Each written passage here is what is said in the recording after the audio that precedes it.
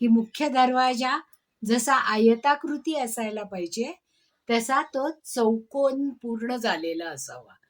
कारण आजकाल दरवाजे हे मेटलमध्ये केले जातात पहा.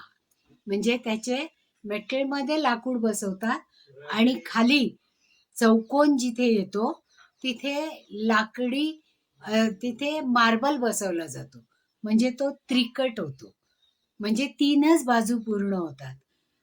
चौकोन पूर्ण होण्यासाठी लाकडाची चारी बाजूनी पट्टी असावी. म्हणजेच घराला उंबरा असणं हे सगळ्यात महत्वाचं आहे. तेव्हाच घराची चौकट ही पूर्ण होते. आणि या चौकटीतून जेव्हा लांबी जास्त आणि रुंदी कमी, म्हणजे रुंदीच्या दुप्पट किंवा 2.5 पट ही मुख्य दरवाजेची उंची असावी, ज्याच्यामधून इझिली 6 फुटापेक्षा जास्त माणूस सुद्धा आला पाहिजे. म्हणजे इतकी उंच हे मुख्य दरवाजा असायला पाहिजे. घरातले आतले दरवाजे छोटे असले तर चालतात, पण मुख्य दरवाजा हा मात्र मोठाच असायला पाहिजे. तो 2 भागांमध्ये आत उघडणारा पाहिजे, की ज्याच्यामुळे 2 पार्ट असतील दरवाज्याचे, फक्त एकच पार्ट असणार नाही, की दोन्ही दरवाजे उघडता आले पाहिजेत, की ज्याच्यामधून इझिली आतमध्ये येता आलं पाहिजे.